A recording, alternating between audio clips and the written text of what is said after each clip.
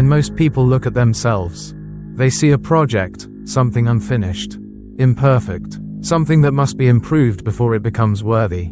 We grow up believing we're supposed to be more or less of something: smarter, calmer, kinder, stronger, less anxious, less emotional, less human. And without even noticing, we start chasing an upgraded version of ourselves that never truly arrives. But what if this entire belief is the first illusion? Alan Watts suggested something radical, almost scandalous in today's world. There is nothing wrong with you. Nothing at all, not in a moral sense, not in a behavioral sense, but in the deeper, existential sense of simply being. The same way a flame dances exactly as a flame should, or a tree bends exactly as a tree must. Your existence is already complete in its own strange, natural rhythm. You are not separate from nature observing it from the outside. You are nature, just as much as clouds drifting across the sky, waves folding into themselves, or galaxies spinning quietly through the dark. Your thoughts, your laughter, your sorrow, your confusion, they are all natural patterns of the universe expressing itself as you. And the most astonishing part? You don't need to earn this. You don't need to deserve your place here. Your existence is already the proof. Before you try to become anything, pause. Feel the simple fact that you are. That alone is enough. It always has been. If you look closely at the moments you used to call joy, you'll notice something subtle, something most people never question. What we often celebrate as happiness is, in truth, nothing more than a brief relief from discomfort. Think about it. You're hungry, right pointing arrow, you eat, right pointing arrow, you feel good. But the pleasure isn't in the eating, it's in the disappearance of hunger. You're lonely, right pointing arrow, someone pays attention to you, right pointing arrow, suddenly you feel alive again. But what changed wasn't your soul, it was the removal of loneliness. In almost every case, our joy depends on first creating a sense of lack, and then temporarily filling it.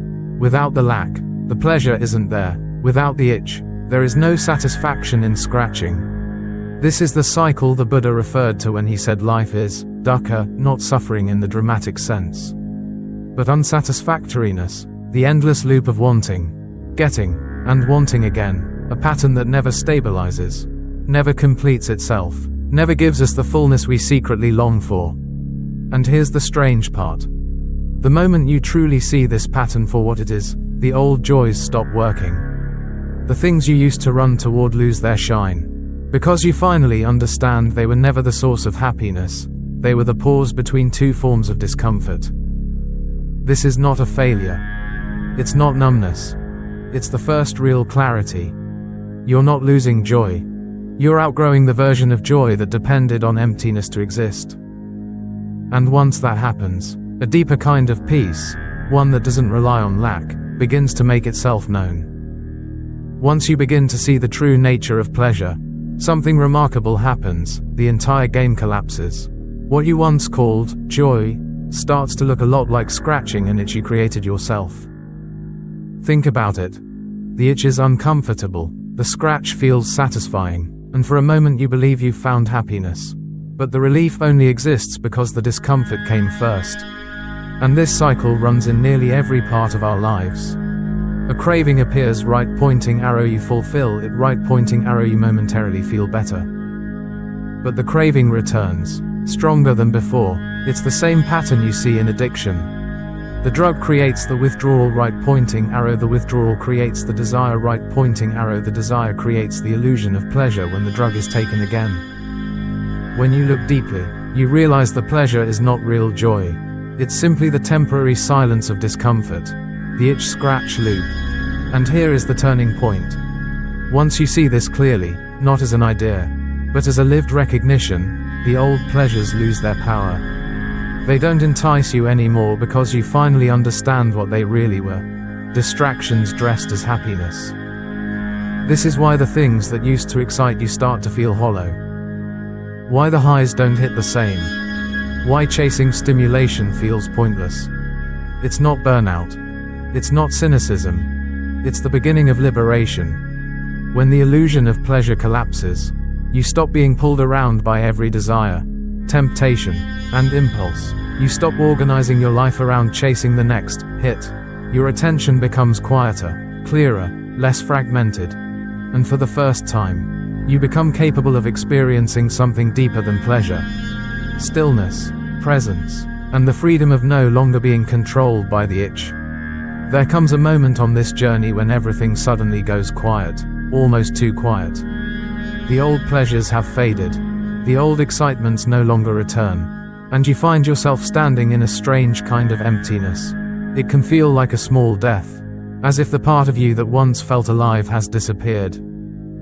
But this death is not an ending. It's the beginning of something you're not yet accustomed to. It's like sitting in a room lit only by candles your entire life, watching shadows dance gently on the walls, believing that those shadows were the whole world. Then, one day, someone throws open the curtains. A flood of daylight pours in, too bright, too sharp, too unfamiliar. At first, you see nothing. Everything looks washed out, flat, overwhelming. The shadows you once found beautiful are gone. And you panic, thinking, I've lost something essential. But you haven't lost anything. Your eyes simply haven't adjusted to the new light. This transitional space, the void, often feels like numbness. You may think your emotions have shut down, or that you've lost the ability to enjoy life. But what you're actually losing is your dependence on the old, candle-lit version of joy, the one built on craving and relief. You're not emotionless. You're unlearning your addiction to stimulation. The emptiness isn't a malfunction. It's detox. It's the quiet clearing of the inner room, making space for a deeper, steadier way of experiencing life, one that doesn't flicker like shadows, but shines with its own quiet presence. You're not dying. You're adjusting to the light. When this emptiness first arrives, most people panic. They assume something is wrong and immediately try to resurrect the old feelings, the old sparks, the old highs. So they run harder, they look for new hobbies, louder music, more intense experiences, anything that might make life feel exciting again. But here's the irony. The harder you chase stimulation, the emptier you feel. Because the root of your discomfort isn't that life has become dull. It's that you've outgrown the version of yourself that needed constant stimulation to feel alive. Trying to force the old joy to return is like turning up the volume on a radio with no signal. All you get is louder static. The real issue isn't a lack of pleasure, it's the collapse of the mechanism that used to create it, craving. Once the pleasure-craving cycle breaks down, increasing the intensity doesn't help. It only makes the contrast sharper. You start feeling even more disconnected, even more hollow, because the you who once chased those sensations simply isn't there anymore. This mistake delays the transformation. It pulls you back into the very loop you've started to transcend. What you're experiencing is not a drought of joy. It's the end of addiction. But most people don't realize this. They keep trying to shock the system back to life, unaware that the system is dying because it's supposed to. A candle flickers most violently right before it burns out, and that's exactly what your old way of finding happiness is doing. The task now is not to chase more stimulation, but to learn how to live without needing it. That is where the new freedom begins. There comes a moment in this journey when you finally stop chasing joy. Not because you've given up on life, but because you've begun to see that joy, at least the way you used to understand it, was always conditional. It rose when circumstances were pleasant, and it disappeared the second they changed. And when that whole system collapses, something unexpected begins to appear in its place. Not excitement, not euphoria, but a quiet, steady sense of okayness. It's subtle, so subtle that most people overlook it at first. Because it doesn't shine the way pleasure does. It doesn't surge through the body or lift you into emotional highs. Instead, it settles. It sits with you like a companion who doesn't need to speak to make you feel understood. This peace doesn't depend on anything going right. It doesn't rise and fall based on achievements, relationships, or external validation. It's there in the background, even in moments of sadness, discomfort, or uncertainty. It's the kind of joy that doesn't compete with pain, it coexists with it. This is why it feels unfamiliar. We've been trained our entire lives to measure happiness through contrast, good versus bad, success versus failure, pleasure versus pain. But this new state doesn't rely on comparison at all. It's deeper than good, gentler than happy, and far more stable than pleasure. And here's the beautiful part. This quiet peace is the foundation of wisdom. It's the soil in which mindfulness grows. It's the doorway to genuine spiritual awakening. Because once you stop chasing emotional highs, you finally become available for something more real, more grounded, and far more enduring, the simple, miraculous calm of being alive. What's most surprising about this new joy is how easily we overlook it. Not because it's hidden, but because it doesn't look anything like the excitement we used to chase. For most of our lives, we've been conditioned to believe that joy must be intense, dramatic, a burst of pleasure that lifts us above ordinary life. So when a deeper kind of joy quietly appears, we often walk right past it. This new joy is subtle. It doesn't sparkle, it doesn't pull you forward. It doesn't make your heart race or your mind buzz with anticipation. Instead, it feels like a gentle okayness, a steady warmth beneath everything else, so steady that the mind, addicted to stimulation, dismisses it as nothing. The mind loves highs and lows. It's drawn to contrast, good versus bad, pleasure versus pain, excitement versus boredom. So when something arrives that doesn't fit into those categories, the mind simply doesn't recognize it. It's like someone who has lived their whole life beside crashing waves finally encountering still water. They mistake the quiet for emptiness, not realizing its peace. This deeper joy doesn't announce itself. It doesn't ask for attention. It's always there, beneath the noise, beneath the striving, beneath the endless hunt for more. But because it isn't thrilling, we assume it's unimportant. We don't see that this calm, this steady presence, is the very foundation of wisdom, mindfulness, and awakening. It's the joy that remains even when life hurts. The peace that doesn't depend on circumstances.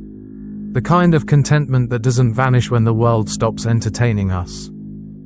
The tragedy is not that we lack this joy, but that it's so quiet, we forget to listen. There's a quiet truth we rarely talk about. Most of us are addicted, not to substances, but to experiences. We crave intensity, dramatic emotions, the highs that make our hearts race, and even the lows that break us open. Somewhere along the way, life became a cycle of chasing peak moments, as if only the extreme can make us feel alive. Think about it. How often do we wait for something big to happen? A new love, a breakthrough, a crisis, just to feel a spark inside? How often do we say, life feels dull, without realizing that what we're actually missing isn't meaning, it's stimulation? This addiction to emotional fireworks is subtle, but powerful. It keeps us restless. It trains our nervous system to believe that ordinary moments don't count. That calm equals emptiness. That peace means something is wrong. But here's the awakening. Losing joy doesn't always mean losing yourself. Sometimes, it means your system is finally detoxing from overstimulation. Your heart is learning how to live without chaos. Your mind is learning how to breathe without drama. That flat, quiet, or boring feeling, it's not a sign that your life lacks purpose. It's a sign that you're healing from emotional adrenaline. You're stepping out of extremes and into presence. The mind interprets it as emptiness only because it's used to chaos pretending to be aliveness. Ask yourself, what if this calm is not the absence of life, but the beginning of a more grounded one? What if real joy isn't in the peaks and valleys, but in the steady rhythm you never learned to recognize? Letting go of the addiction to intensity is uncomfortable. It feels like giving up the only thing that kept you awake. But slowly, gently, you learn something profound. Aliveness isn't loud. It doesn't always explode. Sometimes it whispers. Sometimes it just is. And that's enough. There's a stage in every inner transformation that feels strangely uncomfortable, almost frightening. It's the moment when everything familiar dissolves, yet nothing new has taken shape. I call it the empty space. But nature has a more beautiful metaphor: the caterpillar inside its cocoon. Most people don't realize this, but a caterpillar doesn't slowly grow wings. It dissolves completely inside the cocoon. It becomes what scientists call a nutritive mush, a formless mixture. Nothing like the creature it once was. It's a phase of losing all structure, all identity, all certainty. And isn't that exactly what we go through during deep inner growth? You reach a point where the old version of you no longer fits. But the new version hasn't arrived yet. You can't go back, but you also can't move forward with clarity. Your thoughts feel messy, your emotions feel inconsistent, and your sense of self feels like it's melting. This is the stage most people misunderstand. They think something is wrong. They think they're failing. They think they're broken. But what if this is simply your cocoon phase? What if the discomfort, the confusion, the loss of direction are signs that your mind is restructuring itself? That your consciousness is evolving in ways you cannot yet see? Every spiritual awakening has a moment where you lose definition, where who you were dissolves so who you're becoming can finally emerge. It's not a setback, it's a necessary collapse. Just like the caterpillar, you are in the stage where everything inside you is being reorganized.